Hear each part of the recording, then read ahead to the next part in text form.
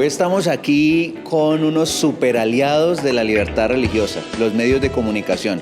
Nuestra política pública de libertad religiosa nos dejó ese legado que hay que trabajar de la mano con ellos. Y estamos en una gran capacitación y sensibilización sobre este derecho. Vamos a mirar.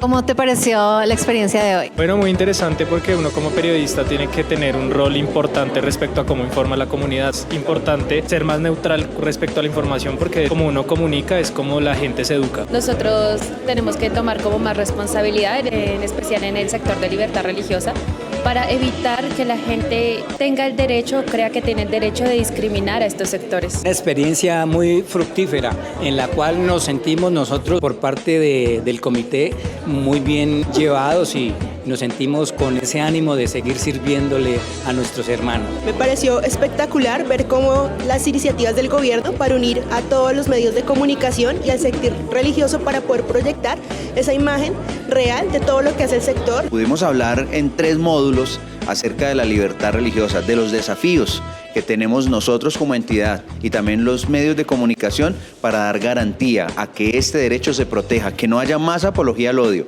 Espero que esta sea la primera de muchas reuniones que vamos a tener en pro del cumplimiento de nuestra política pública de libertad religiosa. Aquí sí pasa. Bogotá, mi ciudad, mi casa. Alcaldía Mayor de Bogotá. También queremos obviamente aprovechar este espacio para agradecerles por su asistencia.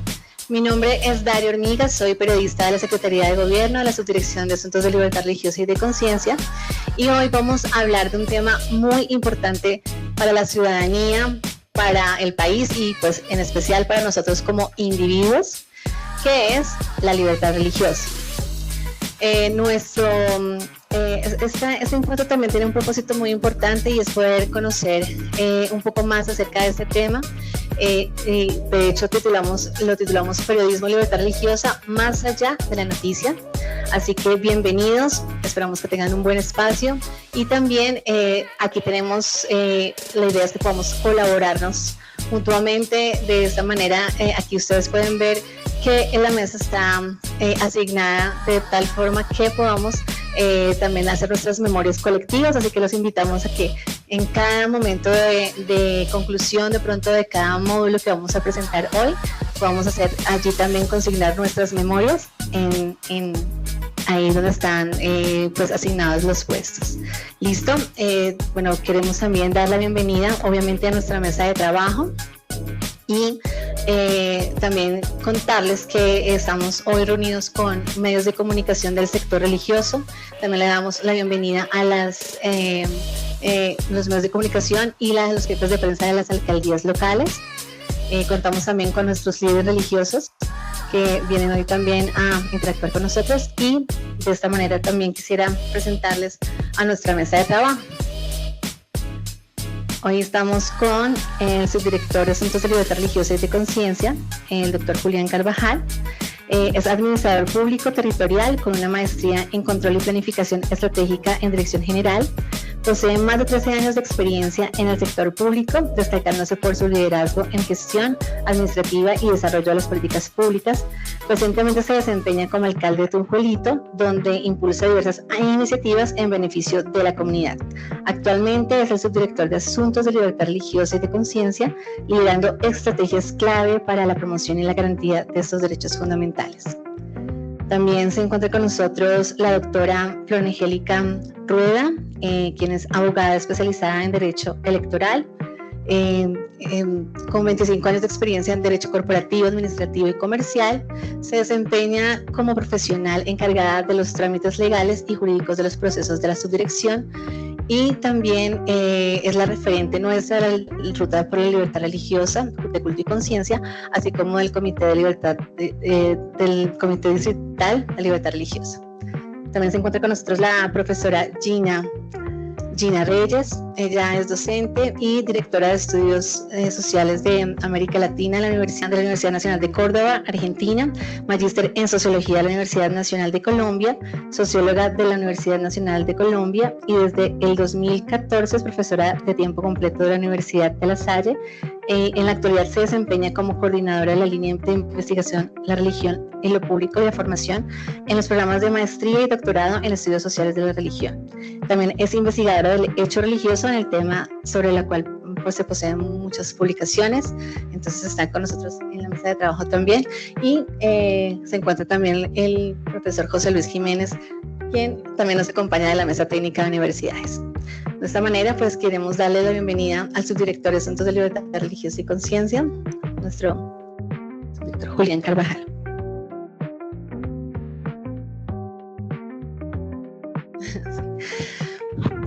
Bueno, muchas gracias, Dari. Muy buenos días.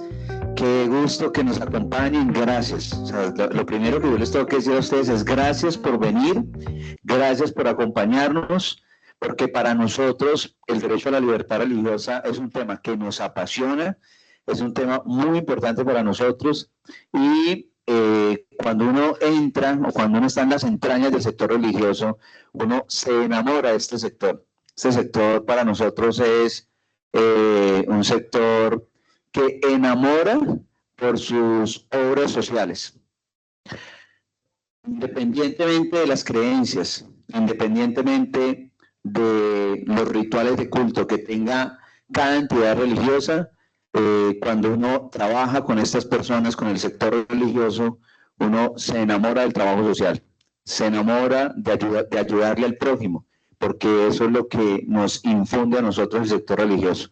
Por eso les damos las gracias, porque para nosotros es muy importante dar a conocer el derecho a la libertad religiosa y asimismo dar a conocer que en Colombia nosotros somos un estado multirreligioso. Hay muchas entidades religiosas, mucha diversidad religiosa, y esto es garantía, y eso nos llama a proteger el derecho a la libertad religiosa. Entonces, en este punto, que es el módulo 1, que tiene que ver con los derechos fundamentales de religión, culto y conciencia, pues queremos dar, entonces vamos avanzando, queremos dar como una primera pregunta. Antes, Angie. Y es, listo. Atrás, eso. Listo, entonces acá. Entonces, la primera pregunta sería, ¿cómo un titular o una imagen puede influir en la percepción que tiene la gente sobre una comunidad religiosa o no creyente? ¿Cómo un titular o una imagen? La pregunta que quisiéramos hacerle primero a todos los presentes, a todos y todas las presentes, es ¿qué pensamos nosotros cuando nos encontramos de frente con un pastor, con un líder de una congregación, con un sacerdote de la iglesia ortodoxa, con alguien de la comunidad musulmana, con alguien de la comunidad judía? Aquí, por ejemplo, ustedes están viendo, tenemos algunos representantes religiosos, bienvenidos, bienvenidas, porque, digamos, está el doctor Marcos Pekel, que él es de la comunidad judía, él es el presidente de las confederaciones judías aquí en Bogotá, en el país, en Colombia. También tenemos al pastor Víctor Avellaneda, que es pastor de la Iglesia Ministerio Internacional Jesucristo Vive, en la localidad de Bosa. Tenemos a nuestra hermana María José Acevedo, la hermana Mariana es la representante de la comunidad musulmana aquí en Colombia y aquí en Bogotá específicamente.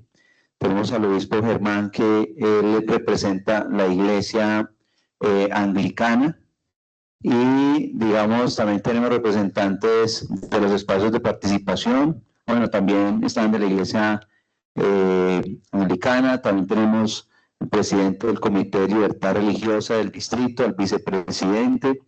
Bienvenidos. Entonces, retomando, es cuando yo miro una noticia, cuando, por ejemplo, o más bien, cuando yo entro a la red social de un medio de comunicación y yo pongo religión o pastor, ¿cuál va a ser el resultado? Y ese resultado es el que está influyendo en mi percepción acerca del sector religioso.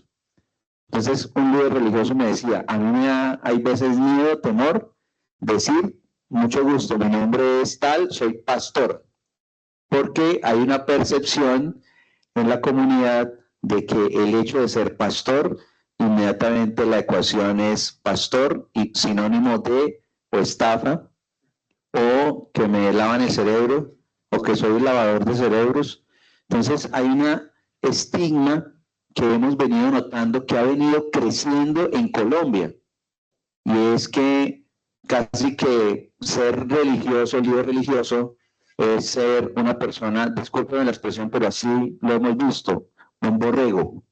Si usted pertenece a una congregación, a una entidad religiosa, o pertenece a la comunidad religiosa, entonces usted es como un borrego.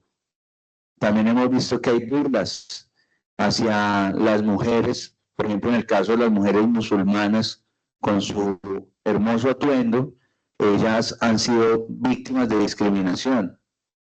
La misma comunidad judía,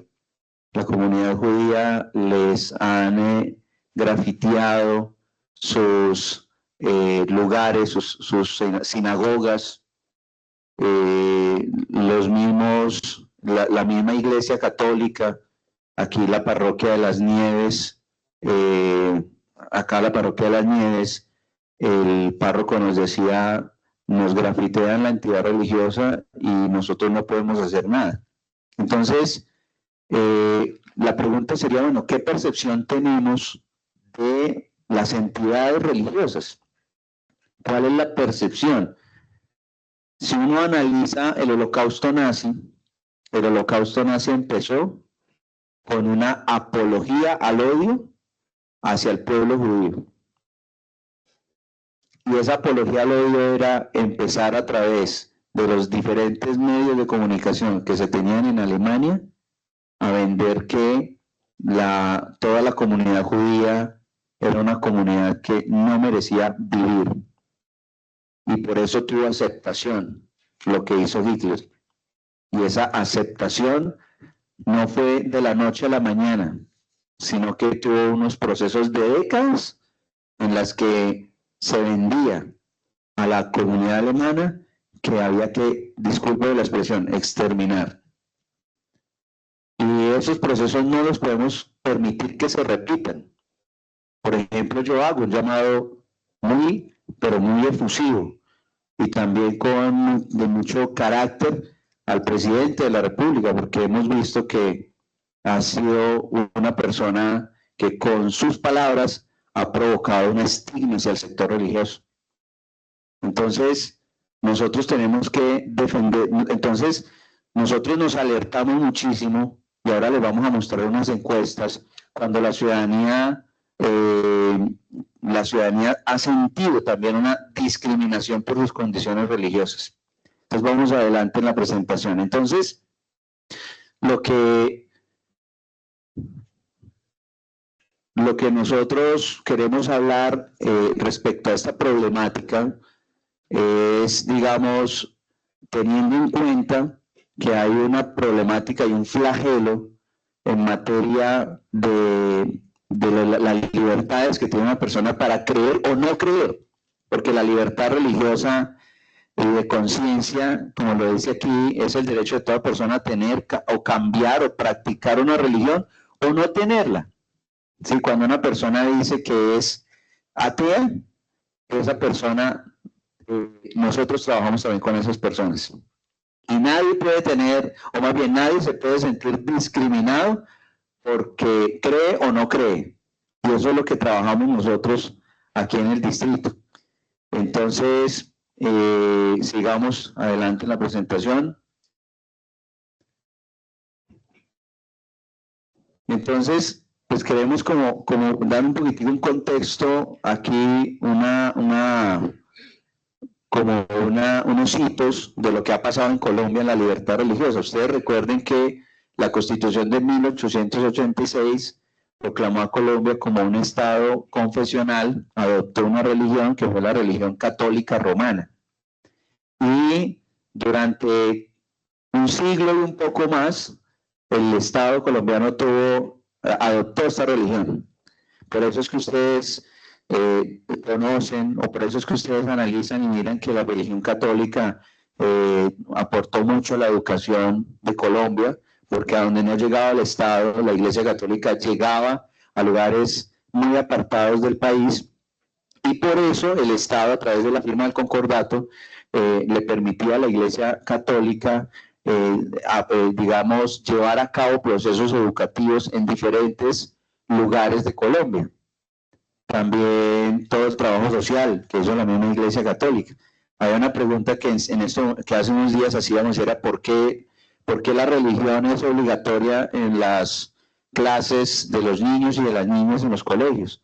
Pues es obligatorio porque es que no podemos desconocer el arraigo que tiene el Estado colombiano con todos los temas que tienen que ver con la religión. Los procesos de colonización aquí en nuestro país fueron permeados para bien por la religión, especialmente por la Iglesia Católica. Y por eso nosotros no podemos desconocer que tenemos un arraigo hacia unas creencias.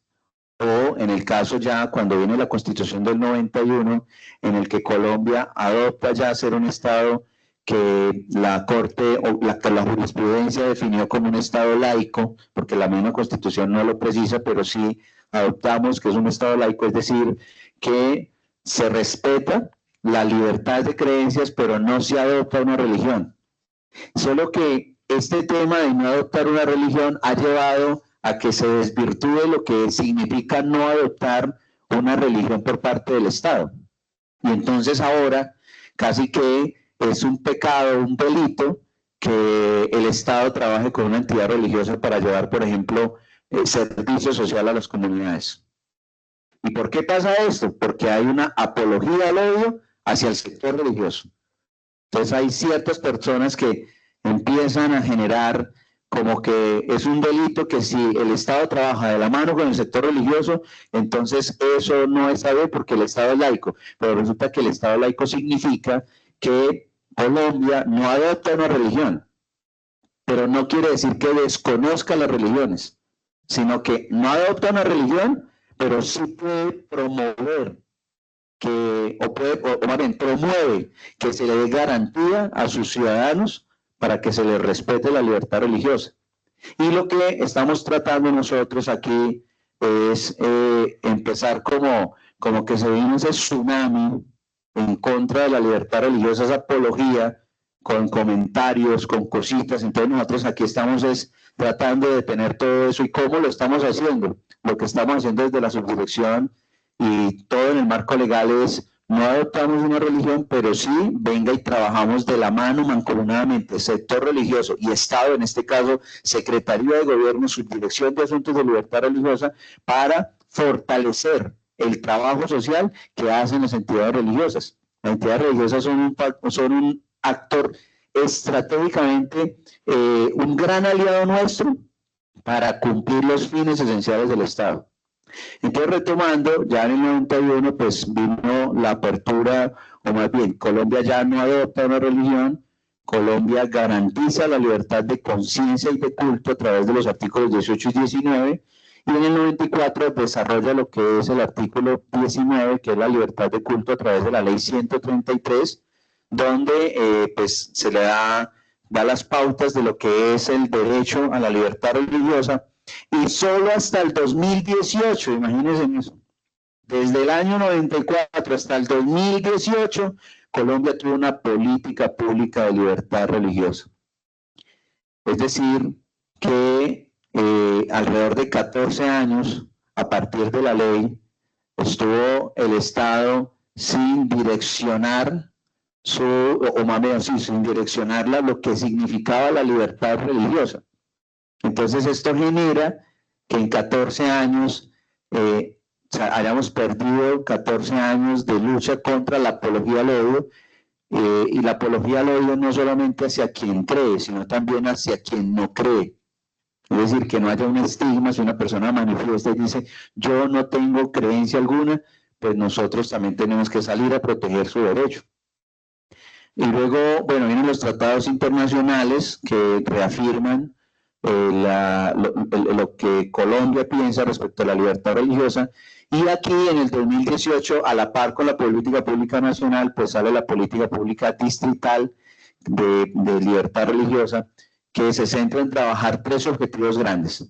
Nuestra política pública aquí en el distrito, quiero decirles, trabajamos 3 objetivos grandes. Uno, precisamente el que hablamos ahora.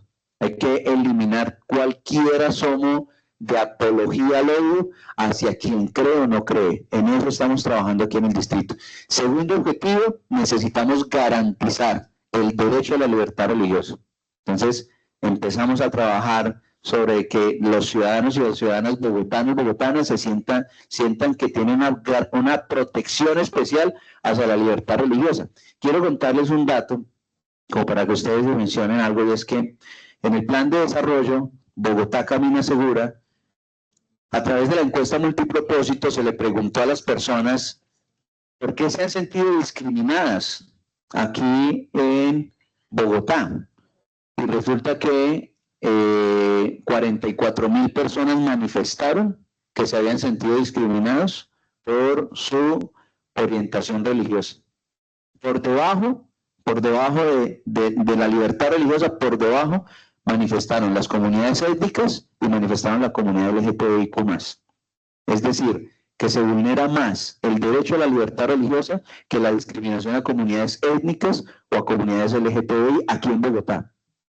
Y eso nos da a entender que hay una gran discriminación que está por debajo del radar de las entidades y por lo tanto nosotros estamos en función de trabajar para que toda la institucionalidad garantice y proteja este derecho a la libertad religiosa. Bien, vamos uno adelante. Entonces,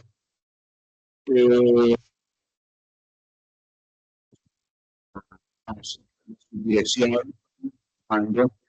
es en la implementación de la política pública. La política pública tiene a la fecha, el Secretaría Distrital de Planeación nos ha confirmado que nuestra política está en el 65% del cumplimiento. Esta política vence en el año 2028 y es una política que a nosotros nos ha servido muchísimo para llegar a las entidades religiosas. Aquí en Bogotá les cuento que hay más de 8.000 congregaciones religiosas. 8.000, o sea, eso es un dato maravilloso, ¿sí? Y ya les voy a decir por qué es maravilloso. Estamos trabajando en promover y garantizar el reconocimiento y respeto al derecho a la libertad religiosa. Tenemos una ruta de atención a la libertad religiosa. Nosotros hemos atendido alrededor de 54 casos por vulneración al derecho a la libertad religiosa y estamos en espacios de diálogo interreligioso para que haya una armonía interreligiosa aquí en Colombia. Bien, vamos uno adelante. Aquí hay unos datos que yo les decía ahora que es muy importante tenerlos en cuenta. Estos son unos datos que la subdirección en el año 2021 trabajó y pudo estimar esto a través de 1.900 encuestas que se hicieron en todo el distrito, en toda la ciudad. Se hizo un ejercicio de ir a cada una de las UPZs del distrito, incluso estuvimos en las 2 UPRs que tiene Bogotá, en la localidad de Sumapaz, y estuvimos preguntándole a la gente sobre la libertad religiosa. El 19% nos manifestó que sintieron amenazas contra su vida y su integridad por causa de su condición religiosa. El 38%, esto es para los líderes religiosos, el 38% de los líderes religiosos manifestaron que han tenido daños en sus lugares de culto. Imagínense, el 38%. Hace un año nos pasó en San Carlos que a una entidad religiosa le tiraron por debajo de la puerta gasolina y le prendieron fuego a la entidad religiosa. Eso está pasando aquí en Bogotá.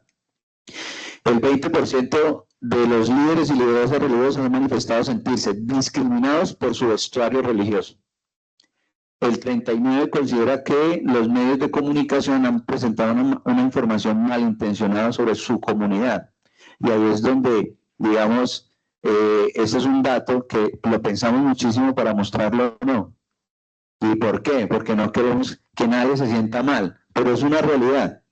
Y ahí es donde nosotros pedimos el apoyo inmenso de nuestros medios de comunicación, porque, digamos, cuando uno observa, por ejemplo, un medio nacional, lo que yo les decía en redes sociales, en estos días hice el ejercicio de entrar a uno de los medios nacionales, un periódico, y puse religión o pastor.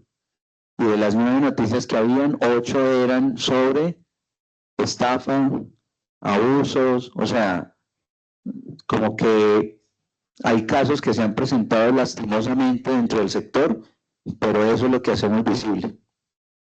En cambio, por ejemplo, el pastor Víctor me decía El domingo él entregó, el sábado que acaba de pasar, entregó 400 mercados a familias vulnerables de la localidad de Bosa. Y él tiene la congregación. Ustedes, si ustedes algún día dicen, voy a ir a conocer el patio taller del metro, cómo está avanzando, ahí una cuadra antes está la congregación de él, del patio taller allá en Bosa, con comunidad muy vulnerable. Y 400 mercados. Y ustedes pregúntenle cómo se consiguió 400 mercados. No, él va a la plaza, va a Corabastos y con su costalito va recogiendo alimento y eso va y lo prepara y se lo entrega a las familias. Y ese es uno de los miles de casos que pasan todos los días y todos los fines de semana aquí en Bogotá. Pero si ustedes analizan, ¿quién ha documentado eso? ¿Los medios nacionales? Ninguno. Nadie ha dicho, vamos a poner en alto aquí el sector religioso. ¿Por qué? Porque de pronto, tristemente en Colombia, hay un apego hacia la noticia que genera indignación. Pero la noticia que genera como alegría, como un orgullo de identidad religiosa, no es tan atractiva quizás. Dice que los niños de las comunidades se han sentido discriminados en el 32,98%, porque hay algunos docentes con los que nos hemos reunido y les hemos dicho a ustedes, en la cátedra de religión tiene que dar libertad para que el niño pueda elegir qué tipo de enseñanza quiere recibir. Pero hay veces es una enseñanza muy inclinada hacia determinada religión o inclinada hacia ninguna religión, al punto que hemos tenido docentes que le dicen a los niños, ¿cuál Dios? Ustedes no creen en ningún Dios. O dígame, ¿dónde está Dios? Entonces, vulnera, porque hay un proceso de los padres de una familia y eso vulnera también lo que está pasando en el interior de las familias. Afectado, no han denunciado por desconocimiento de las rutas de atención, 78% de las personas no han afectado. Esto en materia de problemática. Y en materia de aporte, vamos uno adelante, que estas son las cifras que a mí me encanta hablar, que son un poquito de lo mucho que hace el sector religioso aquí en Bogotá, acá en Bogotá. Entonces, por ejemplo, el 77% técnicamente hablando de los líderes religiosos lideran un programa social sin ánimo de lucro. Es decir, en Bogotá, de 8.000 entidades religiosas, el 77% técnicamente hablando lideran programas en lo que tiene que ver, por ejemplo, la comunidad judía lidera programas de trabajo social con los niños, las mujeres musulmanas lideran programas de empleo y emprendimiento con las mujeres musulmanas, la iglesia católica, la iglesia católica romana lidera procesos de banco de alimentos y tiene mucha capacidad social. Digamos también la iglesia anglicana también tiene unos liderazgos, por ejemplo el obispo Rosendo, bienvenido obispo, él lidera un programa allá en Ciudad Bolívar y es un programa maravilloso también con familias vulnerables. El obispo Germán tiene unos liderazgos muy lindos en Suba y es con familias vulnerables. Entonces ese 77% está en dinámica constante liderando ejercicios a favor de lo social. Tenemos también 1.7 millones de atenciones mensuales en ayudas humanitarias. Imagínense esto, 1.7 millones de atenciones mensuales en las congregaciones religiosas. Hicimos un estudio y nos dicen, mire, a nuestras congregaciones, cuando abrimos las congregaciones, en esos días nos están llegando familias vulnerables, porque las familias vulnerables sienten mayor afecto y atención cuando van a una entidad religiosa que cuando van a una alcaldía o a una entidad del Estado. Porque el funcionario público, quizás por su estrés laboral que tiene, olvida esa parte humana que sí la entrega el sector religioso. Y hay una dolencia, porque hay algo que es el amor al prójimo, entonces eso como que impulsa para que haya una atención. Y finalmente el sector religioso se convierte en ese gran aliado de las entidades territoriales. 1.8 billones, imagínense, en esta cifra es una cifra preciosa, 1.8 billones se destinan a la tarea de apoyo voluntariado, comunidades, promoción de la solidaridad con las personas más necesitadas de la ciudad. Eso aporta o eso le ahorra el sector religioso al Estado. Les voy a dar un dato. Los bogotanos pagamos 1.700.000 pesos de nuestros impuestos que los administra la Secretaría de Integración Social para atender a habitantes de calle. Eso nos vale atender un habitante de calle en el mes, 1.700.000 pesos. Y si ustedes hablan, hay como 70 fundaciones en Bogotá que trabajan del sector religioso, estoy hablando, no, son muchísimas más, pero 70 específicamente del sector religioso que trabajan por darle un servicio al habitante de calle.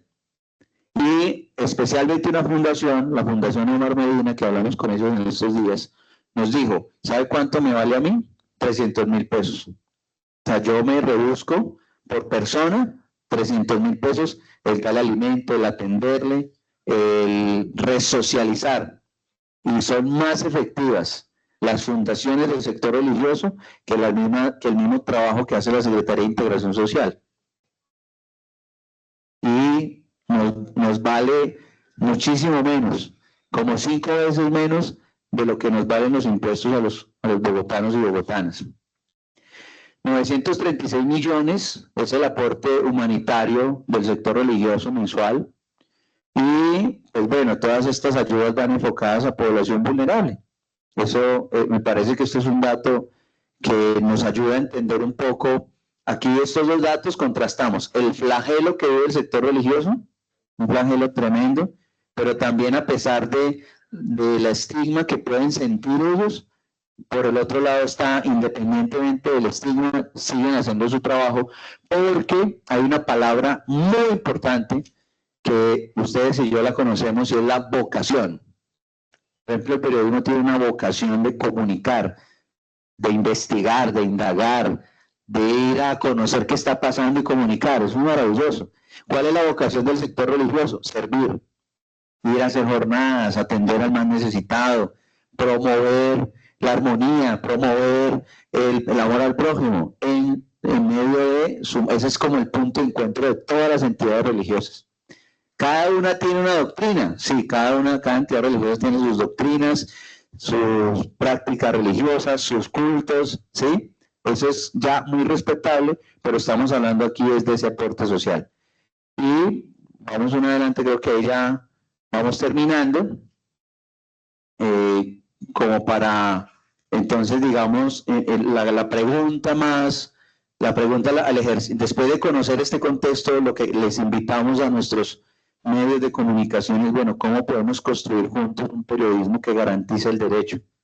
Que no vaya en detrimento de la libertad de expresión, pero tampoco en detrimento de la libertad religiosa.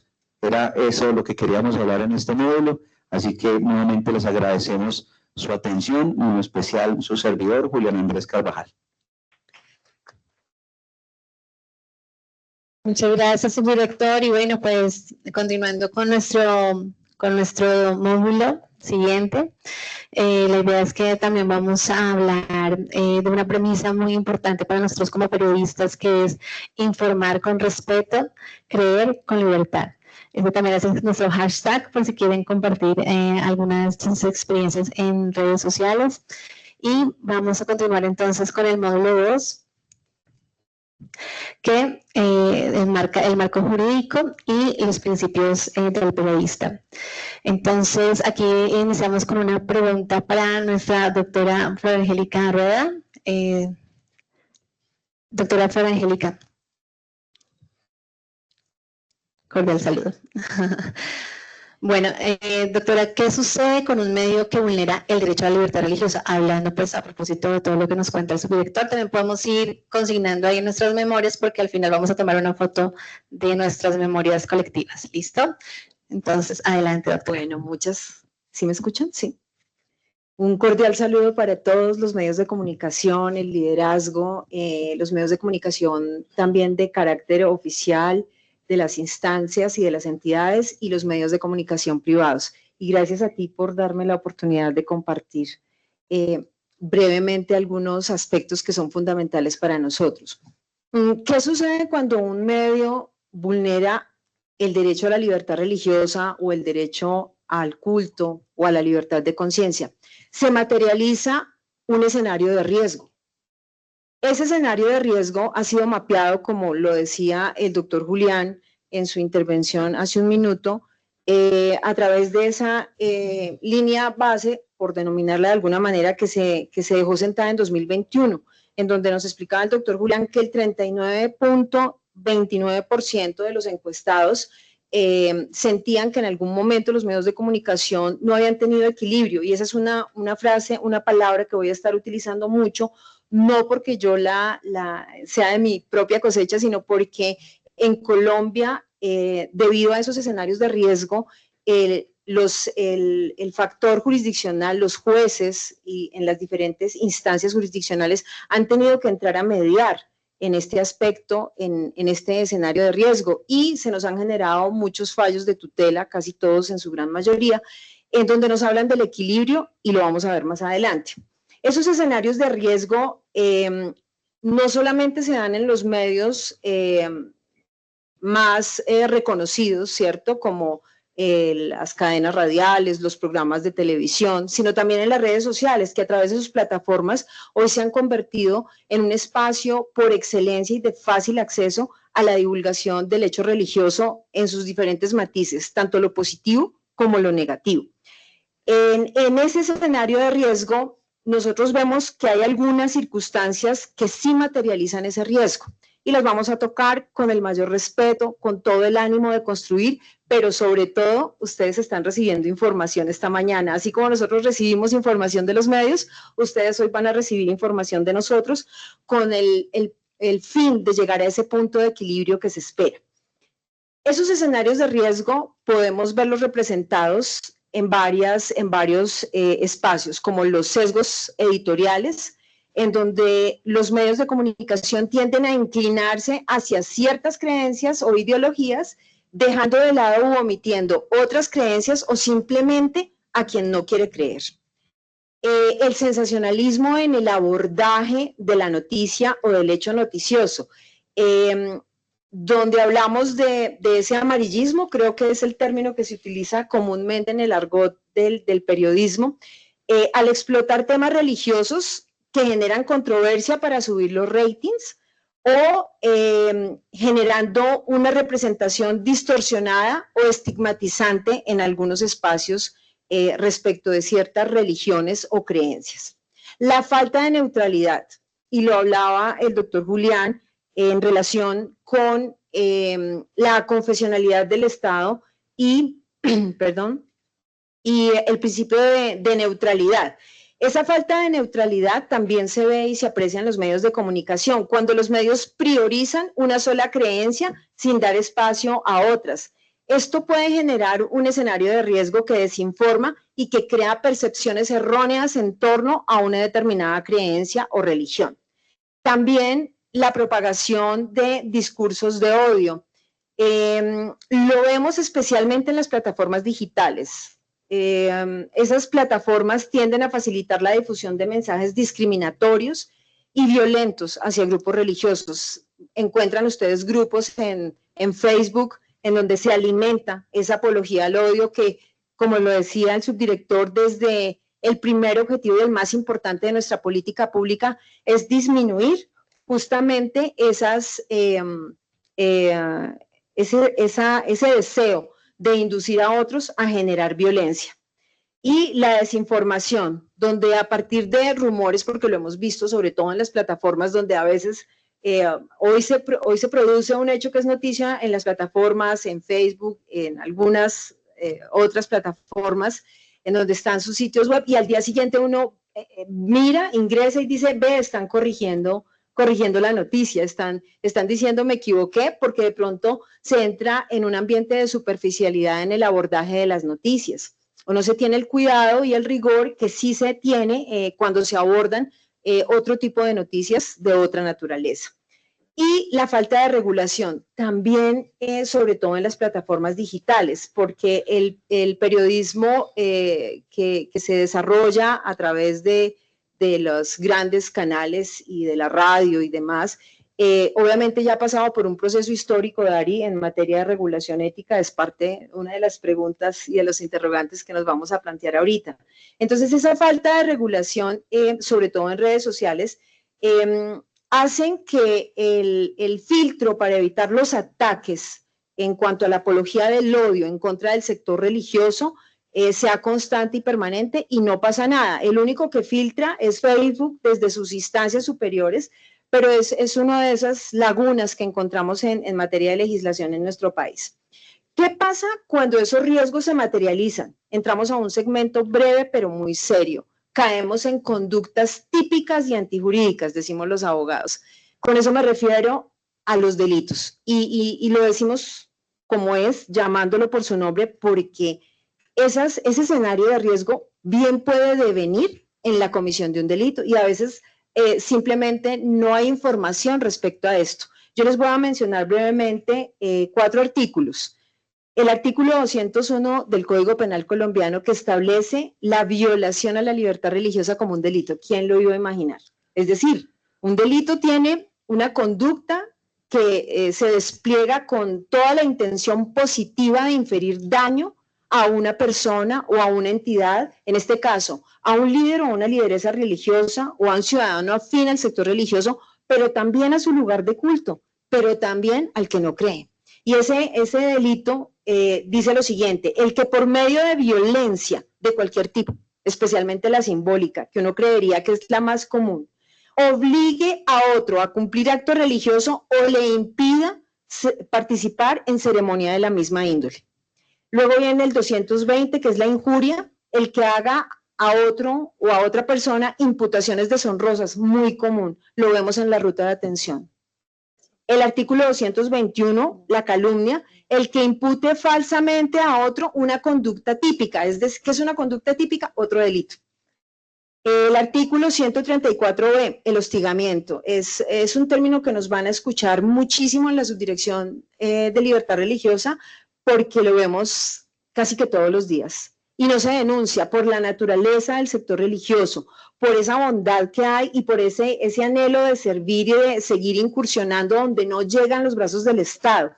El hostigamiento dice lo siguiente: el que promueva o instigue actos, conductas o comportamientos orientados a causarle daño físico o moral a una persona, a un grupo de personas, comunidad o pueblo por razón de su religión, entre otras. Hoy estamos hablando con perspectiva religiosa y con enfoque religioso. Por eso no mencionamos las otras aditamentos, que es la edad, el sexo, la etnia. Vamos a hablar con enfoque religioso. Y el artículo 203, daños o agravios a personas o cosas destinadas al culto. El que cause daño a los objetos destinados a un culto o a los símbolos de cualquier religión legalmente permitida o públicamente agravia a tales cultos o a sus miembros en razón de su investidura, incurrirá en multa. Y lo vemos a diario, lo que pasó en la catedral primada, en el año 2021, lo que sigue sucediendo cada vez que hay marchas y manifestaciones, que son válidas porque es la expresión y están permitidas, pero siempre y cuando no haya daños. Lo vemos, como decía el doctor Julián, cuando en teoría habitantes de calle incendian las puertas de las iglesias con sus feligreses dentro.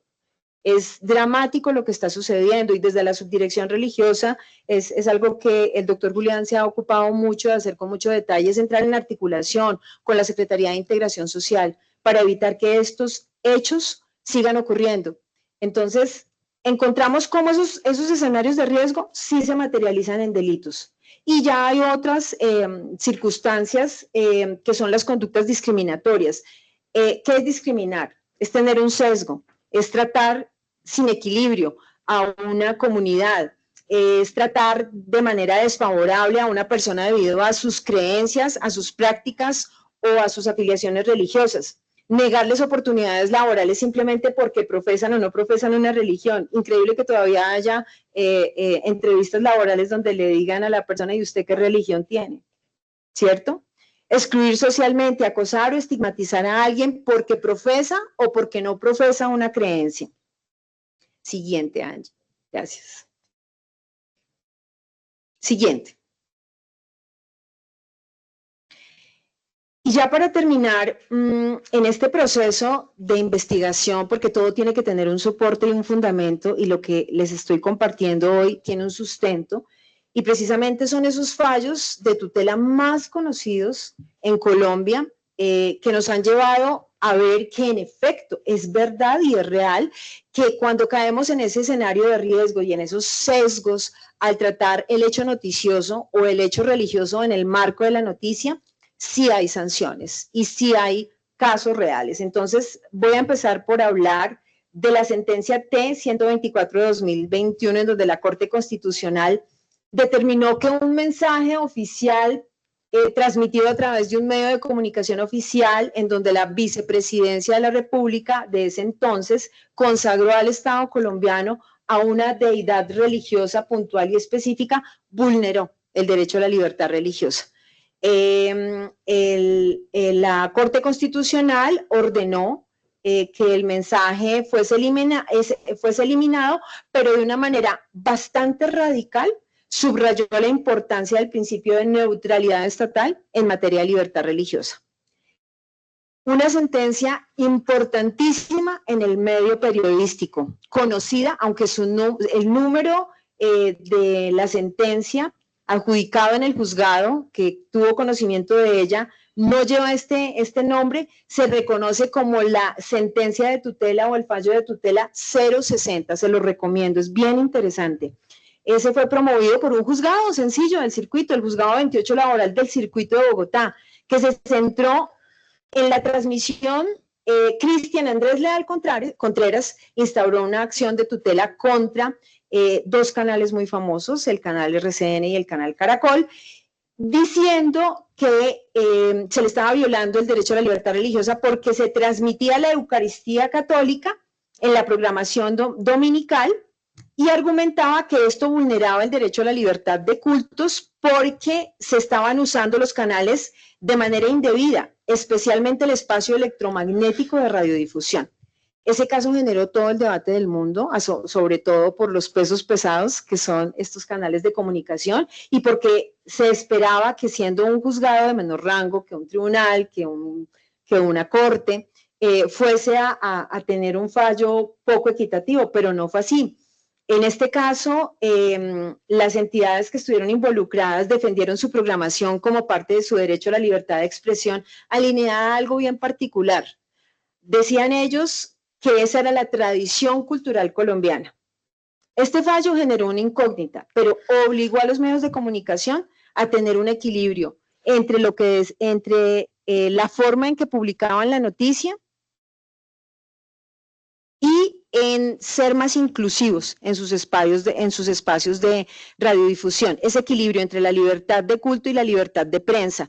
Si bien es cierto, tienen derecho a informar y no están obligados incluso a eliminar contenidos específicos para garantizar la neutralidad religiosa, este juzgado sí dijo que no podían promover ni la discriminación ni la exclusión.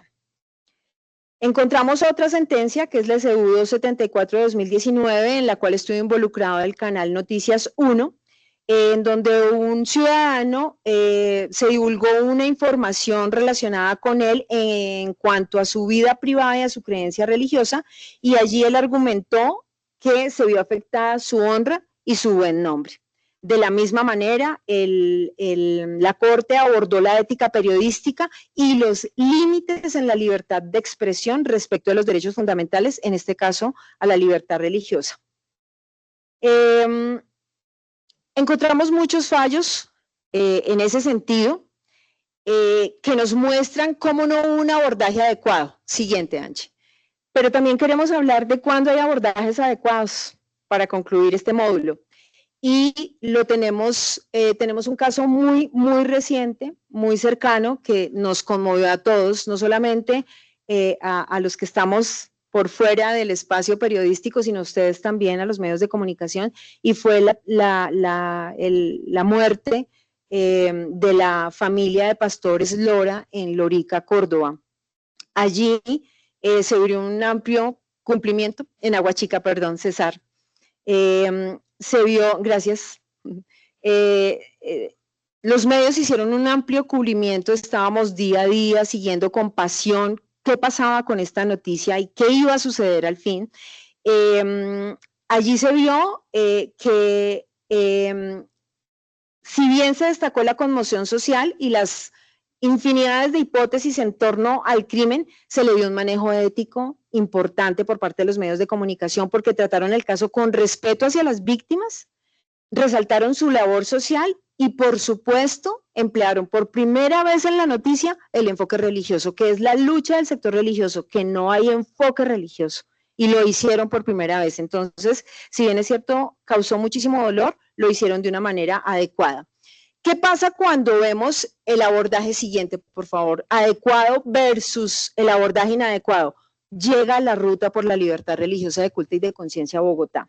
Se ha venido desarrollando como parte de un producto de la política pública del 2.5.1, que tengo el gusto y la pasión y el amor de llevar a feliz término junto con mi compañera de dupla psicosocial. Yo soy la dupla jurídica. Y allí nosotros recibimos casos a diario, porque esta ruta es una herramienta para ustedes, para el sector religioso y para el que no cree también. Es una herramienta y es una columna transversal en la gestión que la Dirección de Derechos Humanos de la Secretaría Distrital de Gobierno lleva a cabo, no solamente con nuestra ruta, sino con 5 rutas más muy conocidas. La nuestra apenas inicia, pero empezamos con pasos sólidos y seguros. Nos encuentran en la línea celular y de WhatsApp 301-871-17, en el correo electrónico vulneraciones rl@gobernobogotá.gov.co y aquí en el edificio Líbano en el 3er piso, pero también nos trasladamos a las comunidades y en el marco de articulación institucional trabajamos de la mano con uno de nuestros mayores aliados, la Policía Metropolitana de Bogotá, a quien acuden las comunidades religiosas, el que cree y el que no cree de primera mano. ¿Quién es la primera persona que encuentran en sus comunidades, en la calle, al salir de sus iglesias, en su casa, en cualquier espacio? La Policía Metropolitana de Bogotá. Por eso con ellos sellamos una alianza estratégica maravillosa. Esta tarde tendremos un evento allí, justamente alineado en el mismo sentido. Entonces, desde la Ruta por la Libertad Religiosa de Culto y de Conciencia, prestamos apoyo, prevención, en el marco jurídico y en el marco psicológico, y nos articulamos con las entidades para garantizar una respuesta integral que en materia de medios de comunicación contemplaría en el evento de que llegase a presentarse algún desequilibrio. Nosotros allí estamos articulados con la Fiscalía General de la Nación, siguiente por favor, en donde se denunciarían los hechos que constituyan delito, con la Comisión de Regulación de Comunicaciones, porque una de sus funciones justamente es incluir la garantía del pluralismo informativo, en donde se busca que los medios de comunicación sean imparciales y representen la diversidad de opiniones y creencias. La Superintendencia de Industria y Comercio, cuando se violan a través de las noticias se hacen representaciones inadecuadas de los hechos, y la Corte Constitucional a través de los fallos de tutela. Entonces, de esta forma, ya como para concluir con este módulo, yo sí le quiero preguntar a mi compañera Dari, ¿cuál sería el marco ético que, teniendo en cuenta lo expuesto por el doctor Julián y este abordaje, debería manejarse en el sector de las comunicaciones, Dari? Sí, gracias, doctora Angélica. Bueno, pues esa pregunta me gustaría también transmitirla a nuestros periodistas. ¿Cuáles creen que sean esos principios, con base en todo lo que nos han expuesto, esos principios del periodista, esos principios de comunicador, para poder abordar una noticia del sector religioso? ¿Ustedes qué consideran? A ver, por acá veo a David, de pronto hay gotas de bendición. ¿Quisieras ahora contar? Si quieres ahí el micrófono. Para todos, muy buenos días. Un saludo del medio de comunicación Gotas de Bendición. Muy interesante, importante el tema tratado en esta mañana, los 2 módulos, y basado en todo lo anterior, el respeto, el saber que no estamos llamando a una religión, sino a una relación con Dios, darle el primer lugar en nuestras vidas, y se inicia basado en el respeto, en comprender que como sociedad debemos de aceptar que todo lo que estamos viviendo lo debemos manejar con un criterio profesional como periodistas, como medios de comunicación, siempre llamando a la unidad. Y es lo que hacemos en Gotas de Bendición. Así que muy interesante el poder estar asistiendo y recibir esta información, saber que existen estos canales para poder adelantar todo lo referente a llevar una relación entre los gobiernos, las entidades gubernamentales, los medios de comunicación y la sociedad para poder sacar adelante un país. Muchas gracias, David. También se encuentra con nosotros Nuevo Continente, donde están. ¿Sí? ¿Cómo está? Adelante. Bienvenido. Gracias, muy buen día. Bueno, ante todo un gusto estar con ustedes. Algunos los conozco desde hace muchos años, a otros no. Ojalá que podamos establecer muy buenas relaciones. En Nuevo Continente, 57 años al aire a través de la frecuencia AM 1460 y también en nuevocontinente.org por internet.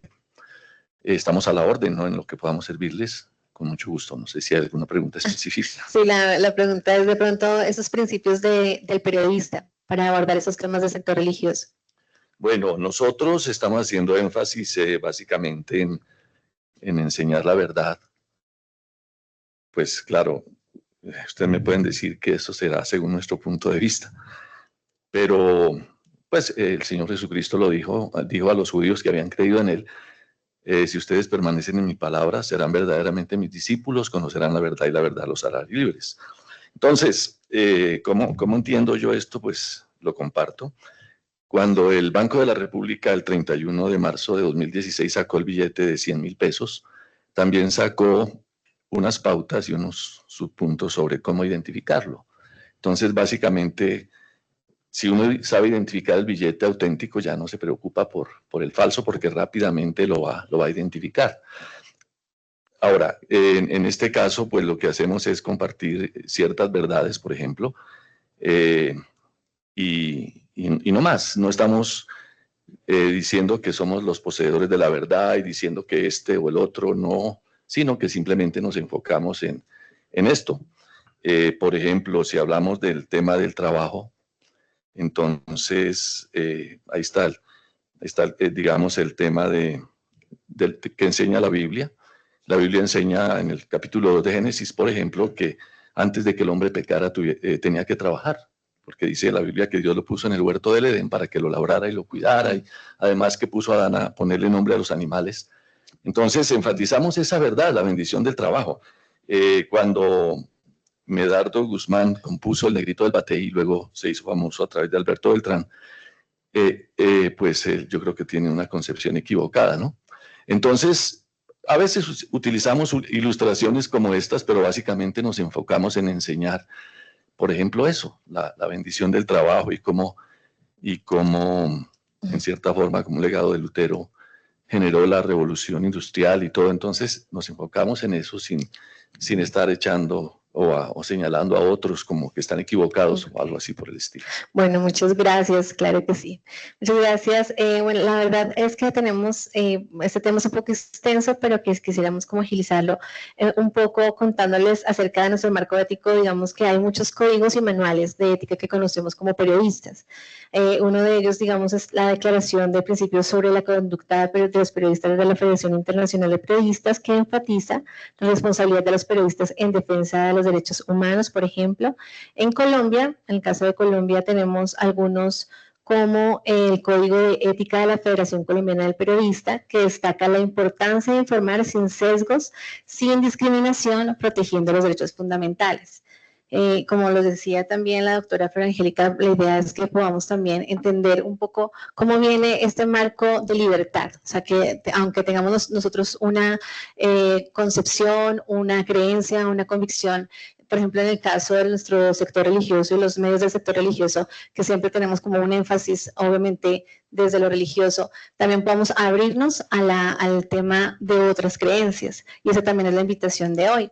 Entonces, si quieres, siguiente, por favor. Siguiente diapositiva. Tenemos también una ética y responsabilidad periodística. Por ahí hay un filósofo, Stan Lee, que dice que un gran poder tiene también una gran responsabilidad, ¿cierto? De Spider-Man. Digamos que nosotros como medios de comunicación decimos que somos el cuarto poder, pero realmente seremos el cuarto poder. Dicen también otros teóricos que realmente somos el primer poder porque tenemos esa capacidad de generar opinión. Entonces, en esa responsabilidad también estamos enmarcados y pues aquí hay como una especie de decálogo que después les compartiremos también con más detalle y van a estar también dentro de nuestro kit de medios.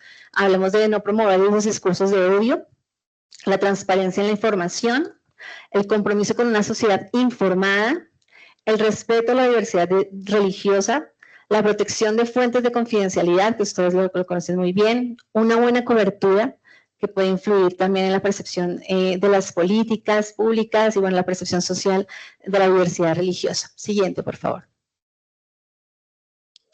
Tenemos unos principios, obviamente como lo hablamos desde todo lo que nos han compartido, la libertad religiosa como un derecho fundamental, pues es un principio protegido por tratados internacionales. Tenemos también un rol como periodistas en la convivencia pacífica y nuestra objetividad y ausencia de prejuicios, que es sobre todo lo más importante. Como les decía, a veces tenemos una concepción y no salimos de ahí, pero tenemos que ampliar un poco esos conocimientos y ese marco referencial. Siguiente, por favor. ¿Cómo tratamos la información? Pues la sugerencia también desde la subdirección es que podamos tener como un marco donde podamos también contextualizar siempre nuestra información. Debemos procurar evitar las generalizaciones o estereotipos, la contextualización adecuada, la verificación de los hechos, el uso adecuado del lenguaje, digamos el respeto en términos y definiciones propias de cada religión. La idea es que podamos conocer un poquito más allá, porque creo que aquí también hay un caso muy importante, el caso de la hermana Mariam. No sé, hermana Mariam, la invitación de pronto a los medios que nos podrías compartir rápidamente, de manera muy cortita. La hermana María José ella es la directora de la Fundación Asalam de Colombia.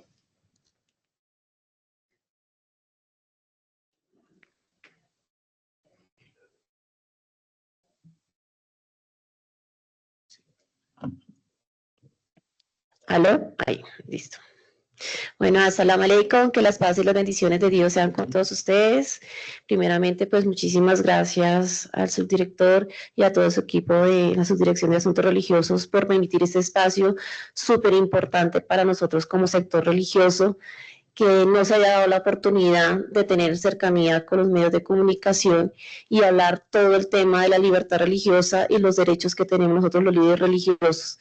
Desafortunadamente ha habido muchos episodios que se presentan entre los medios de comunicación y la cercanía con los medios de comunicación en momentos de quejas es difícil.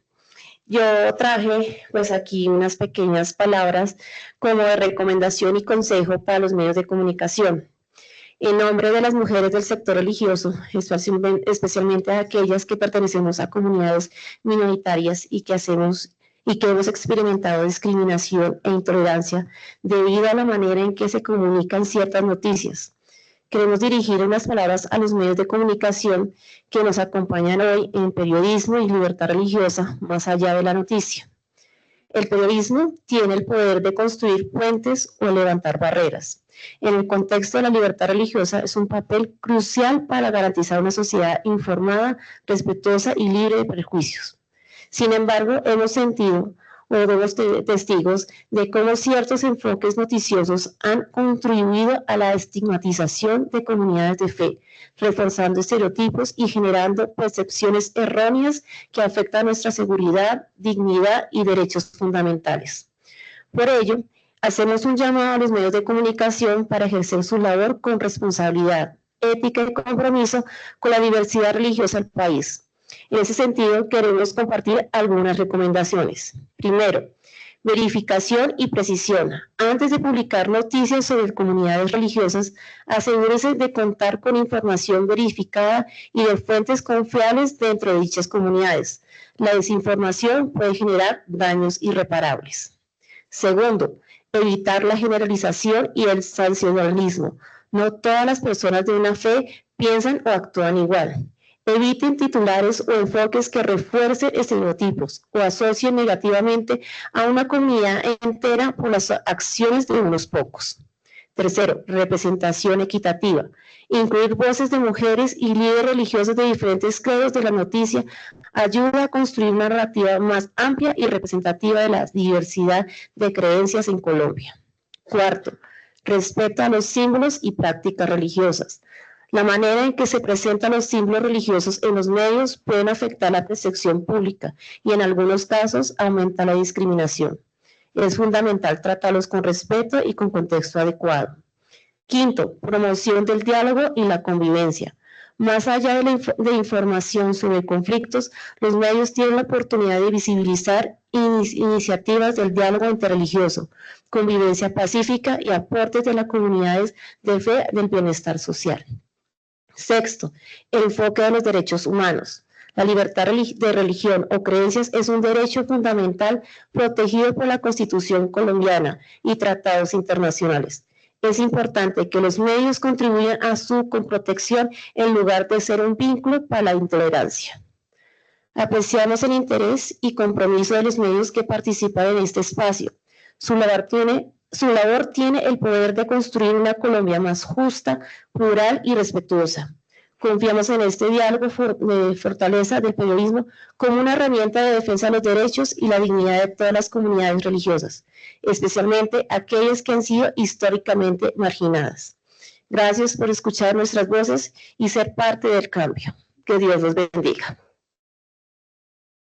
Muchas gracias, hermana María. Bueno, la hermana María también, además, es una gran lideresa que promueve el tema de la libertad religiosa, muy activa en este tema, así que pues al final también lo pueden abordar si quieren más información. Siguiente, por favor, Angie. Bueno, en cuanto a la cobertura de medios, la cobertura de los eventos religiosos, la idea es que siempre podamos solicitar una autorización previa al evento, respetar la privacidad y el carácter sagrado de los actos religiosos, evitar las alteraciones en la cobertura. La idea es que podamos también siempre tener un contexto claro, pero también tener un cuidado muy riguroso de la información, porque han habido muchos casos también donde se vulnera o se altera la información como tal. Eso es muy frecuente, donde editan solamente la parte que conviene, digamos, al contexto o acomodación de la noticia, entonces hay que tener muchísimo cuidado con ello. Siguiente, por favor. Y el abordaje de las entrevistas. También hay que respetar como tal a la voz de los voceros. Aquí tenemos un ejemplo también muy particular. Tenemos con nosotros a Luis Andrés Montaño. Él, además de que es nuestro presidente del Comité Distrital de Libertad Religiosa, también es periodista de Canal Capital. Tenemos en este momento un programa muy interesante que se llama Un Café con Fe. Bienvenido. Entonces, don Luis Andrés, por ejemplo, para el tema de las entrevistas, ¿cómo considera o cómo se aborda una entrevista para el sector religioso? En este caso, ¿cómo lo podemos abordar?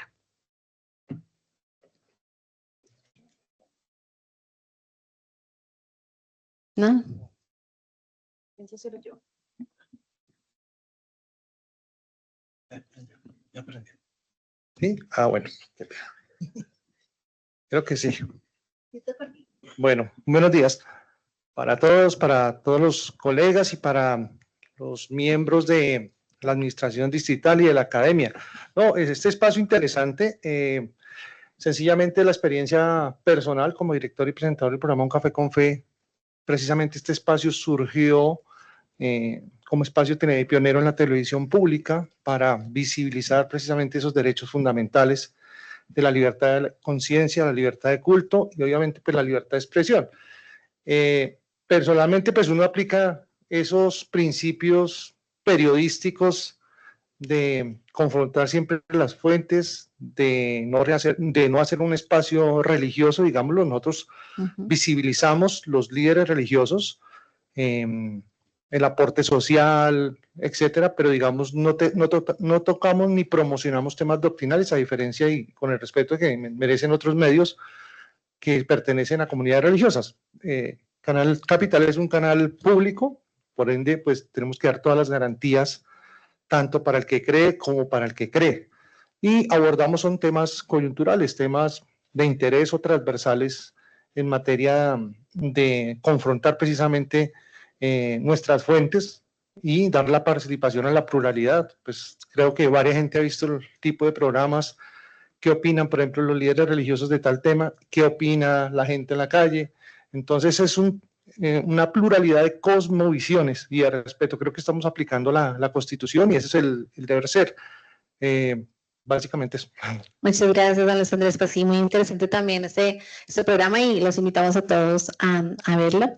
De hecho, entonces, aquí también hablamos de unos principios para las entrevistas y opiniones. Entonces, respetar la voz de los voceros religiosos, la diversidad de perspectivas y la formulación de preguntas neutras. Siguiente, Angie, por favor. Ya para terminar, si quiera, bueno, todo el tema de imágenes, el tema del uso de imágenes audiovisuales, tenemos que evitar, como hablábamos anteriormente, reforzar los estereotipos como tal, entonces que si tiene un determinado vestuario, entonces es de determinada forma, sino que hay que profundizar un poco más sobre ese tema. Respeto por la simbología religiosa, que ya también lo decía la hermana María, y el uso adecuado del material gráfico. Siguiente. Esto nunca se había visto, pues estaba en la Constitución ahí el artículo de la libertad religiosa, pero ahora ha tenido una relevancia importante. Nuestro deber ser como periodistas. Siguiente, por favor. Y bueno, vamos ahora sí a continuar con el módulo 3, que lo presentamos a partir del tema del hecho religioso en Bogotá y el desafío en la comunicación del derecho a la libertad religiosa. Y para eso invitamos a la profesora Gina Reyes de la Mesa Técnica de Universidades, de la Universidad de La Salle también, bienvenida, y también nuestro profesor José Luis Jiménez de la Universidad de La Salle. Adelante, por favor.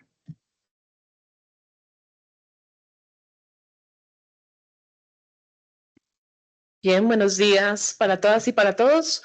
Un cordial saludo aplaudiendo este evento, específicamente desde quienes desde las universidades hacemos parte de la mesa técnica que acompaña la investigación del hecho social religioso. Siempre ha sido una preocupación cómo se comunica el hecho social religioso, ¿sí? Y en eso creo que el evento acierta y es pertinente para todos aquí quienes estamos convocados. Desde la maestría y el doctorado en estudios sociales de la religión, quizás uno de los hechos fundamentales ha sido tener realmente conocimiento de cómo se da ese hecho social religioso, cuáles son sus características, y cuando pensamos en cómo se debe comunicar, creo que ese es el punto de partida. Siguiente, por favor. Tener algunos elementos que nos permitan el acercamiento al hecho social religioso en el país y un acercamiento al hecho social religioso también en la ciudad. Así que el conocimiento es clave, ¿sí?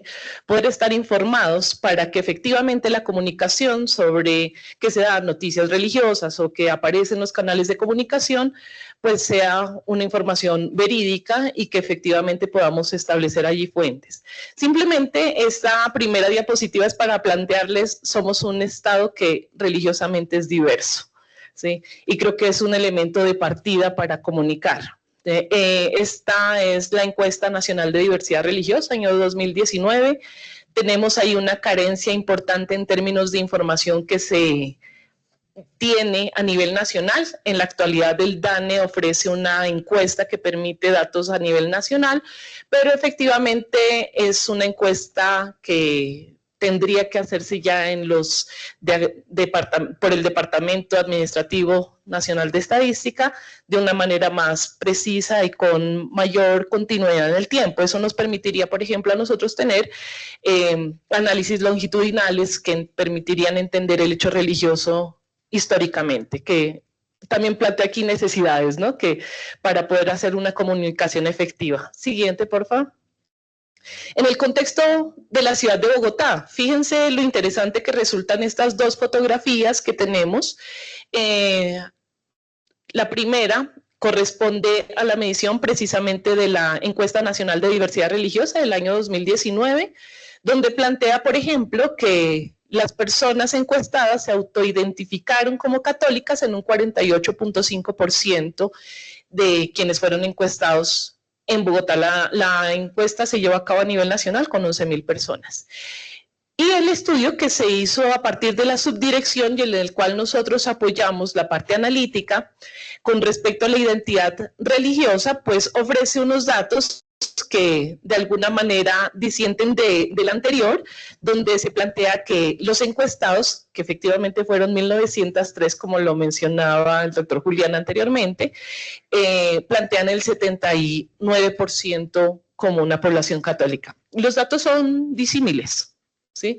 Los datos son disímiles, por eso es muy importante también para poder hacer comunicación del hecho social religioso, sustentar con base en cuál estamos comentando. Por supuesto que las maneras en que se levanta la información son un dato relevante, pero creo que para comunicar el hecho religioso es válido esa primera precisión, ¿no? Cómo ubicamos los datos, cómo los manejamos, con cuál estamos haciendo la información. Ese en un primer momento con respecto a la ubicación estadística que sin embargo, a pesar de que ustedes vean las dos fotografías que son distintas, las dos en realidad nos comunican un hecho importante. Somos diversos y no podemos dar por hecho nada en el contexto de la información del hecho social religioso. ¿Sí? No podemos dar por sentado que quien está al lado nuestro pertenece a una u otra confesión religiosa y por lo tanto el respeto en esa comunicación debe ser garantía. La siguiente, por favor. Respecto al aporte del sector social, el aporte social del sector religioso, fíjense que acá es un elemento supremamente relevante.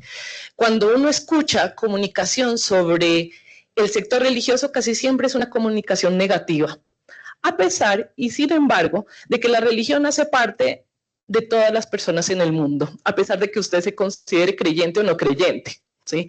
Y a pesar de eso, y a pesar de que la religión hace parte tanto de la vida privada como de la vida pública, eso es importante en la definición del derecho de libertad religiosa, no es un derecho para la vida privada, es un derecho para la vida privada y la pública, para la vida que se vive en colectivo y de manera individual, y para la vida que se vive y se toman las decisiones en el fuero interno y en el fuero externo de las personas. Cuando uno observa cómo se comunica el hecho social religioso, pues poco se comenta ese aporte público que hacen. Acá estamos mirando una investigación que se hizo en el 2017 a partir de PNUD, OCDE y la Alianza para las Religiones, y dan unos datos importantes. Los fondos invertidos por las instituciones basadas en la fe alrededor del mundo se estima que representan cerca de 10 billones de dólares, convirtiéndose en líderes de tendencias de inversión institucional. ¿Sí? Entonces ya ahí hay un liderazgo que poco sale a la luz pública, que en el contexto de Bogotá se ha venido trabajando, pero creo que cuando uno mira la dimensión global puede entender que lo que pasa en Bogotá no es un punto, sino que efectivamente está en el marco de estos procesos globales. Si además vemos al sector religioso como un bloque, está al menos en el cuarto grupo de inversión más grande en el mundo, ¿sí? Quiere decir eso que efectivamente el sector religioso impacta, no impacta solamente Bogotá, no impacta solamente Colombia, impacta a nivel mundial.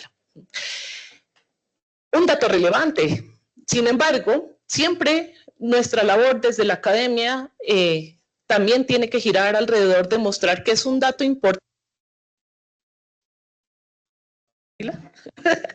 Que al mismo tiempo es un dato que como medios de comunicación ustedes deberían tener presente, no solamente para plantearlo en términos de una verdad revelada, sino también en términos, si se quiere, de una problematización positiva. Cómo los medios de comunicación damos a conocer el aporte social del sector religioso. Cómo los medios de comunicación permiten comprender el aporte social del sector religioso, pero al mismo tiempo también cómo a partir de ese conocimiento problematizador, no dogmático, sino problematizador y crítico, permiten potenciar la acción social del sector religioso. Yo creo que ahí juega un papel fundamental los medios de comunicación en el hecho de no hacer una transmisión no crítica, sino una transmisión crítica precisamente de esa acción social.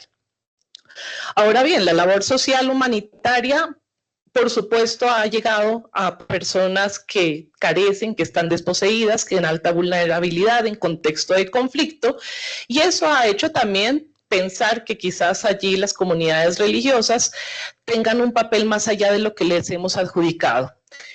Que sea en un factor de colaboración. En Colombia el modelo de laicidad que tenemos es un modelo de laicidad que beneficia a la cooperación, que no extrae a las religiones del escenario público. En ese sentido, yo creo que acá hay una interesante labor en términos de cooperación, sin embargo, siempre pensando que el Estado tiene que hacer allí también una garantía de esa participación.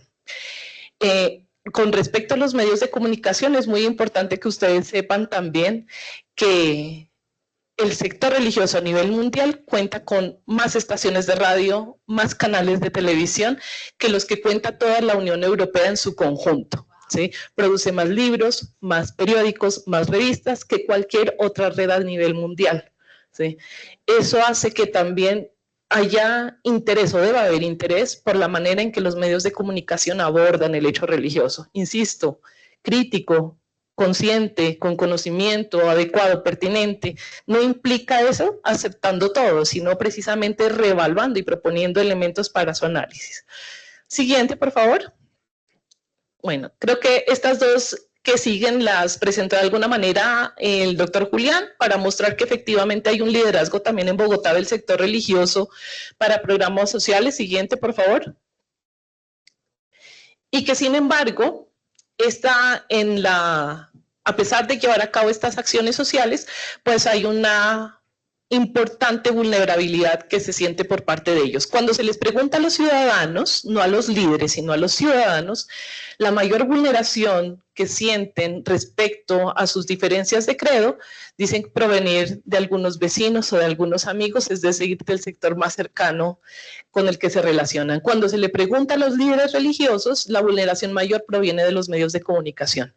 De tal manera que creo que allí hay un importante papel para los medios para poder generar lazos, si se quiere mayor reconocimiento de lo que se está haciendo, pero también para poder fortalecer relaciones que se ven a primera instancia muy lejanas. Siguiente, por favor. La relatora, ¿por qué aparece así? Bueno, ahí dice la religión, la paz y el conflicto, ¿sí? Para que lo puedan ubicar. La relatora de Naciones Unidas para la protección del derecho de libertad religiosa y de creencias, que los invito y las invito de hecho a buscar esos informes de Naciones Unidas.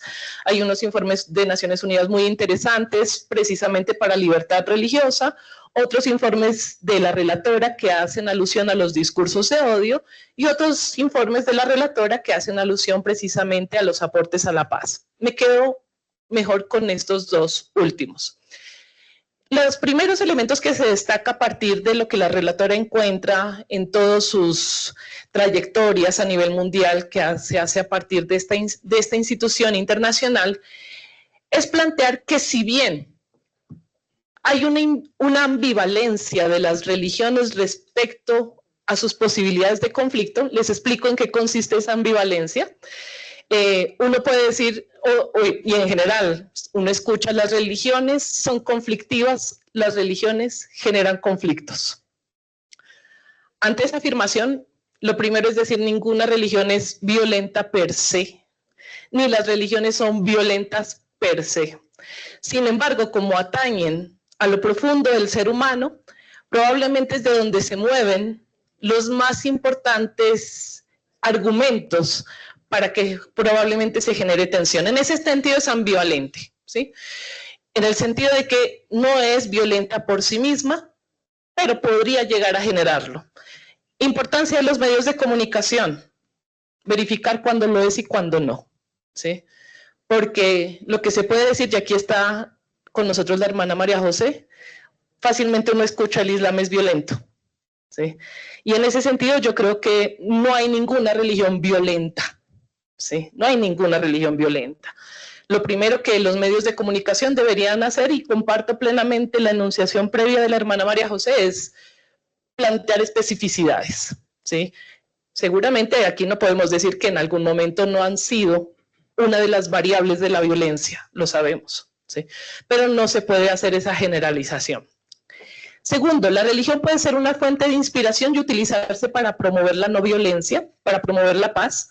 También puede promover violencia, ¿sí? Los medios de comunicación deberán hacer esa distinción. Ninguna religión es homogénea en su totalidad. ¿sí? Uno no puede hablar del Islam o del cristianismo católico o del cristianismo evangélico, ni del budismo, ni del hinduismo, ni del judaísmo como si fueran una homogeneidad. Es responsabilidad del medio de comunicación hacer las precisas aclaraciones de cuál es la parte o la porción de la cual están hablando. ¿Sí? Una generalización de esa manera nos lleva a hacer unas interpretaciones erróneas y por supuesto sirven para hacer calificaciones desacertadas. Los actos de violencia no pueden atribuirse a la religión en general ni a ninguna religión en particular, ya lo decía, y lo pueden seguir consultando en los informes de relatoría. Para culminar este pedacito, la diversidad humana debe considerarse una ventaja y no una amenaza. En medios de comunicación parecería a veces plantearse esta idea. ¿Sí? La diversidad amenaza al mundo homogéneo. La diversidad no es una amenaza, por el contrario, es posibilidad. ¿Sí? Y en ese sentido también los medios de comunicación pueden aportar. Cierro haciendo unas sugerencias. La siguiente, por favor. La primera, formarse en el hecho social religioso, en el conocimiento del hecho social religioso. Yo creo que la formación es lo más relevante. ¿Sí? Esa formación implica siempre analizar el papel de la religión en lo público, mirar la relevancia de la libertad religiosa como derecho fundamental y también poder comprender hasta dónde podemos hablar del derecho de libertad religiosa y cómo lo hacemos compatibles con el derecho de libertad de expresión, por ejemplo. El mundo religioso, segunda, el mundo religioso no es homogéneo. Y ninguna religión es homogénea en su dinámica interna, ya lo he mencionado. Tercero, si se comunica lo negativo, también hay que resaltar los aspectos positivos. El sector religioso institucionalizado y las religiones y espiritualidades institucionalizadas aportan, pero también lo aportan las religiones y espiritualidades no institucionalizadas. Y ese es un llamado también para que comprendamos que el hecho religioso es un hecho diverso. ¿Hay instituciones religiosas? Sí, pero también se vive la religión afuera de las instituciones. Por eso hay que poder comprenderlo y abarcarlo en su complejidad. No estigmatizar. La mejor manera de no estigmatizar es evitar las generalizaciones fáciles sobre la relación de la religión y el conflicto, por ejemplo. Y por último, evitar distinciones entre una buena religión y una mala religión.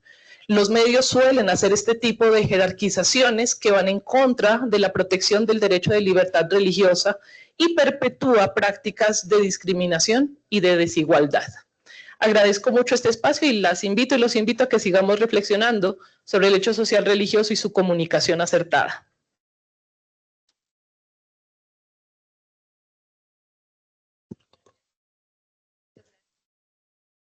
Muchas gracias, doctora Gina, profe Gina.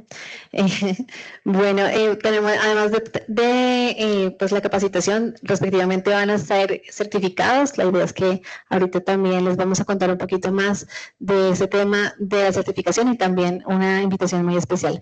Pero queremos pasar a una parte muy importante, que son las noticias de la subdirección. Y a propósito, pues, nuestro subdirector nos quiere contar algo muy, muy importante. Gracias, Dari. Bueno, no, solamente algo de un minuto, y es que estamos próximos a firmar con nuestro alcalde mayor, nuestro alcalde Carlos Fernando Galán, el decreto que reglamenta lo que se creó en el Plan de Desarrollo del Distrito de Bogotá Camina Segura, y es el Banco de Proyectos de Cooperación. Siguiente. Entonces ya estamos pronto, esperamos que esto... ¿En qué va a consistir el Banco de Proyectos? El Banco de Proyectos va a consistir en fortalecer la acción social del sector interreligioso. Entonces nosotros tenemos mapeadas algunas acciones sociales que el sector lleva, y eso nos llevó a que podamos decir qué bueno que si el sector religioso está atendiendo todo el aporte social, es importante fortalecerlo, porque si fortalecemos su aporte social, estaríamos hablando de que nos van a ayudar en impacto de indicadores de vulnerabilidad aquí en el distrito. Y adicional, también queremos fortalecer los espacios de participación y de comunicación del sector religioso. Este banco de proyectos pues va a permitir financiar entre 20 y 25 iniciativas con alrededor de 20 millones de pesos por cada iniciativa. Esto es, digamos, vamos a relatar, a documentar todo este banco de proyectos para final de año mostrar el impacto. No mostrar y decir, nuestra rendición de cuentas no la queremos llevar a financiamos 25 iniciativas invirtiendo 450 millones de pesos, no.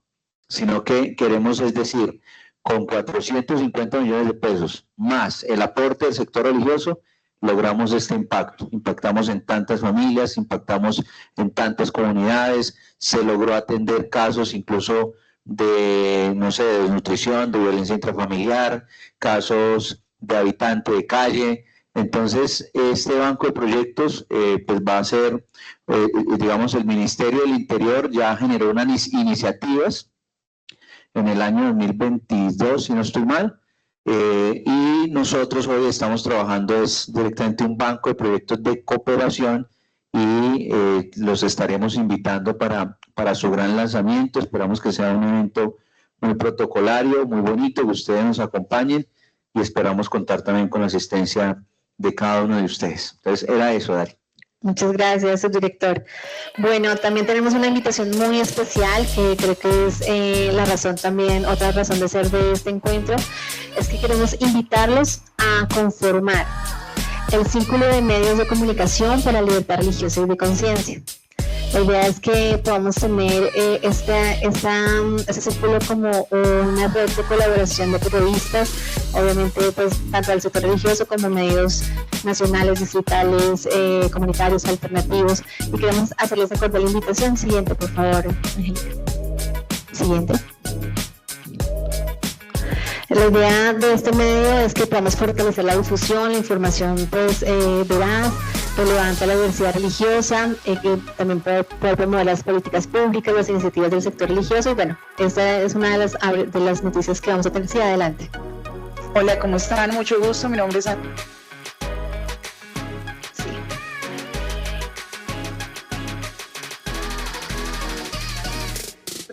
Mira. Círculo. Quisiera preguntar. No te oigo. Nosotros en la Candelaria tenemos un montón de eventos que relacionan temas religiosos. Digamos, desde la alcaldía hacemos el Festival Gospel, pero siempre ha sido complejo ubicar a esos medios que manejan estos temas porque los tradicionales no lo hacen siempre. Y es información importante para la gente. Entonces, frente al tema del círculo, ¿cómo podemos hacer como una sinergia para que ustedes también se enteren de todo lo que estamos haciendo en las localidades y poder invitarlos a todos esos espacios tan chéveres que tenemos? Excelente, bueno, muchas gracias además. Claro que sí, ya vamos para allá. Si quieres lo siguiente, Angélica. La idea es que podamos conformar, obviamente tenemos nuestros objetivos, el generar ese espacio de articulación que hablas, obviamente, fomentar la producción de los contenidos. Entonces ya la idea es que podamos aquí encontrarnos. Vamos a hacer una inscripción inicial. De hecho, si quieres, adelanta, por favor, Angélica. La idea es que podamos inscribirnos. Siguiente. Aquí tenemos un QR. Bueno, aquí también ustedes tienen todos una tarjetita, ¿cierto? Entonces la idea es que puedan, por favor, ahí el segundo QR, el QR amarillo, si lo identifican, por favor, pueden ahí escanearlo y ya mismo, en este mismo momento pueden integrar el círculo de comunicación, de medios de comunicación por el sector religioso, por la libertad religiosa. Entonces la idea es que si quieren de una vez podamos hacer la inscripción. ¿Qué tenemos nosotros aquí? La idea, bueno, es que también entre nosotros podamos colaborarnos con ese plan de acción, ¿sí? Aquí pues hay una primera propuesta que sería articular esa información, pero entre nuestro plan de acción sería poder generar esos foros y conversatorios, espacios de debate y reflexión, los talleres de formación y capacitación, pues que creo que es lo que necesitamos un poco más para ampliar el tema, estrategias de difusión como campañas conjuntas en redes sociales y medios tradicionales, y un observatorio de medios, aprovechando la mesa técnica de universidades y todo lo que podemos identificar también a través de la intervención de la profesora Gina. Pues la idea es que podamos también hacer ese observatorio de medios de cómo está tratándose la información en los medios de comunicación. Siguiente, por favor. Pero queremos también escucharlos a ustedes, obviamente, de qué más podemos hacer, qué actividades podemos tener, y también dentro de esto pues vamos a tener un grupo de WhatsApp que ahí justamente empezaríamos a vincularnos a partir de ya, y estaríamos difundiendo. Entonces, en articulación, por ejemplo, con las alcaldías, que me parece maravilloso que ya han aceptado la invitación, podemos articular esa información. Tendríamos reuniones periódicas, digamos, no tan frecuentes porque ustedes saben que estamos siempre en el ejercicio y en la ocupación, pero sí unas reuniones estratégicas donde podamos vincular la información y tener también allí claro cuál sería nuestro plan de acción específico. Una plataforma digital, la idea es que podamos crear un grupo, pues que ya lo tenemos, la alianza estratégica, pues que sea con el vínculo con universidades, también tener de pronto entidades públicas, organizaciones de derechos humanos que también podamos identificar, que pueden ser parte también del círculo. Siguiente, por favor. Aquí pues obviamente tendríamos unos principios y unos compromisos, unas premisas también para trabajar en conjunto, el respeto al pluralismo religioso, promover la información veraz y evitar la difusión de desinformación y contenido discriminatorio, participar activamente en reuniones, generar contenidos que fomenten el respeto y actuar con la ética del periodista, que ya pues lo tratamos en el módulo.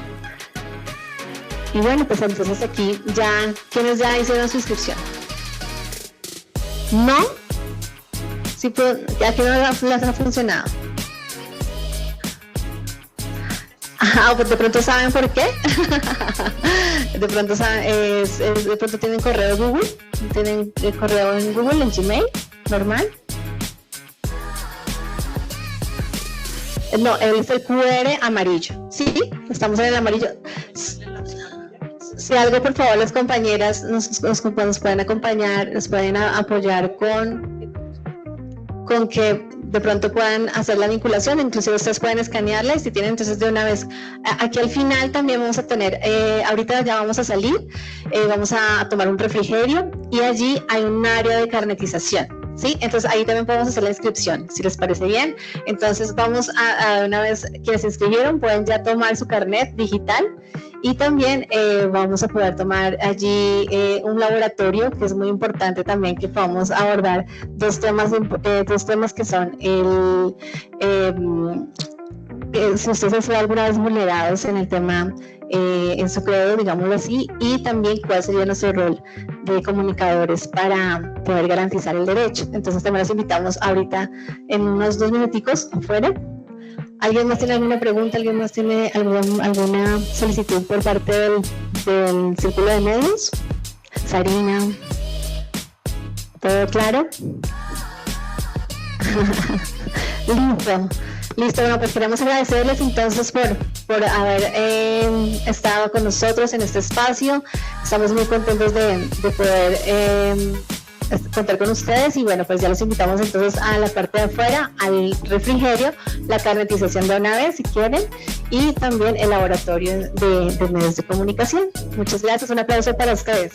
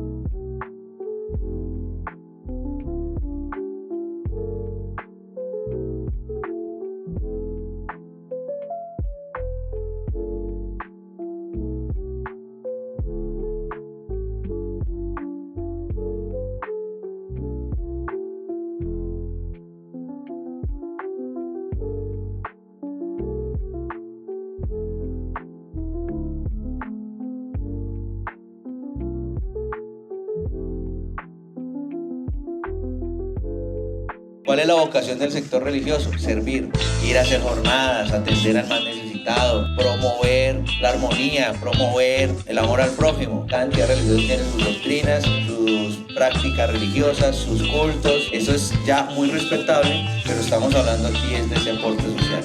Les invitamos a nuestros medios de comunicación es, bueno, cómo podemos construir juntos un periodismo que garantice el derecho, que no vaya en detrimento de la libertad de expresión, pero tampoco en detrimento de la libertad religiosa.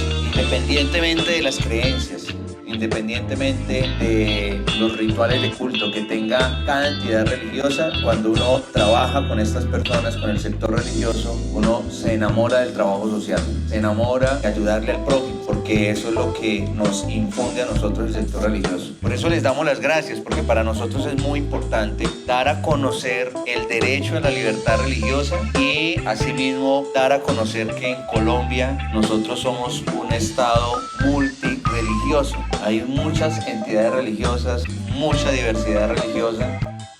Aquí sí pasa. Bogotá, mi ciudad, mi casa. Alcaldía Mayor de Bogotá.